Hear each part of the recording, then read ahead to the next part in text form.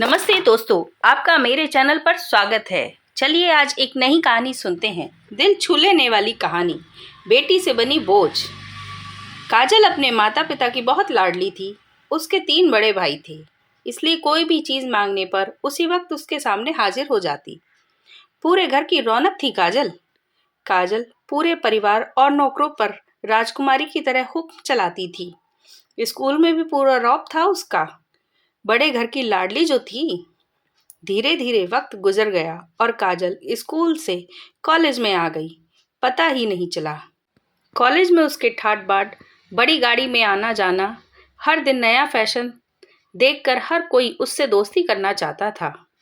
थोड़े ही दिनों में उसके बहुत सारे दोस्त बन गए। पूरे कॉलेज में उसकी अपनी ही एक पहचान थी। इन दिनों उसके घर में एक रिश्ता आया उसके लिए।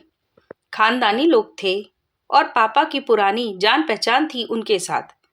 काजल के साथ कोई जबरदस्ती नहीं थी, पर काजल ने भी फिर हाँ कह दी, क्योंकि वह अपने परिवार से बहुत प्यार करती थी। वह जानती थी कि वह लोग उनका अच्छा ही चाहेंगे। लड़के का नाम राज था। राज काफी पढ़ा लिखा और समझदार लड़का था। ससुराल वाले भी बहुत अच्छे थे। ससुराल में काजल की जगह वैसी ही थी जैसी कि उसके मायके में। कोई भी काम काजल की सलाह के बिना नहीं होता था। सबकी लाडली बहू बन गई थी काजल। फिर उसके घर पर एक बेटे का जन्म हुआ। राहुल काजल को जान से भी ज्यादा प्यार करता था। पोता पाकर तो ससुराल वाले फूले ही नहीं समाते थे। काजल कभी कभी सोचती कि उसकी किस्मत कितनी अच्छी है। उसका हर अपना उसे कितना प्यार करता है। चाहे जीवन में कैसा भी समय आए, मेरे अपने हमेशा मेरे साथ हैं।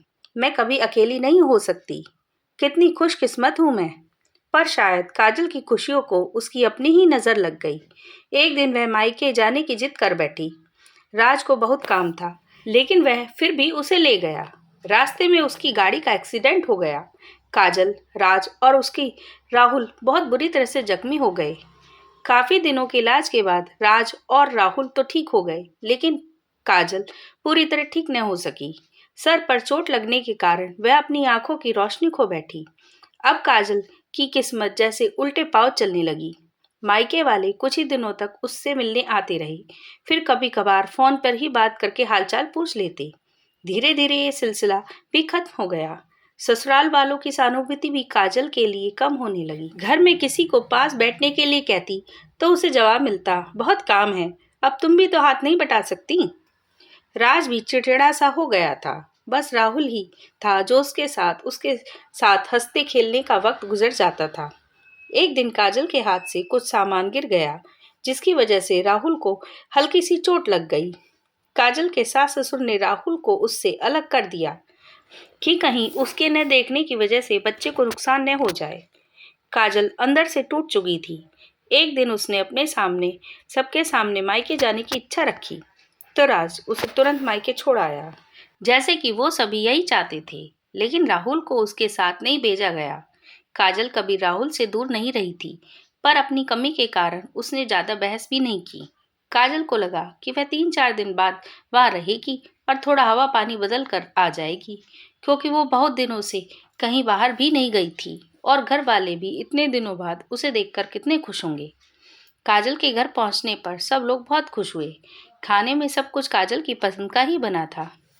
उसने अपने माता पिता और भाई भाभीयों से दिल भर कर बातें की। उनके छोटे छोटे बच्चे भी बुआ के साथ घुल मिल गए।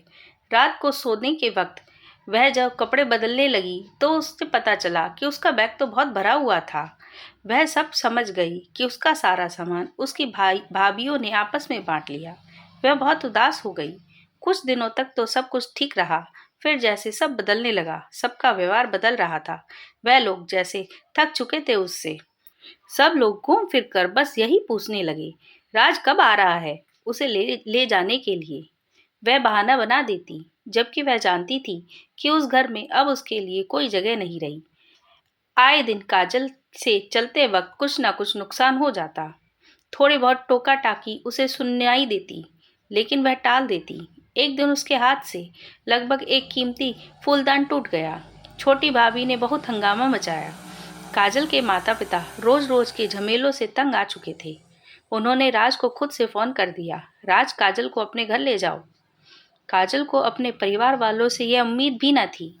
जिस काजल के कहने पर कोई भी काम हो जाता था, आज वही काजल उस घर के लिए बोझ बन चुकी थी। राज के साथ ससुराल आते वक्त बहुत खुश थी वो, क्योंकि वह अपने घर जा रही थी, अपने जिगर के टुकड़े राहुल के पास।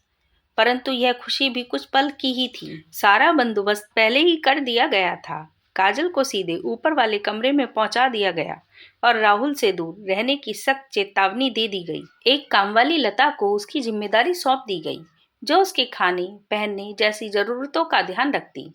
काजल ज्यादातर चुप ही रहती, कभी कभी कामवाली लता से थोड़ी बातचीत कर लेती। उसके जरिए उसे राहुल का पता चल जाता।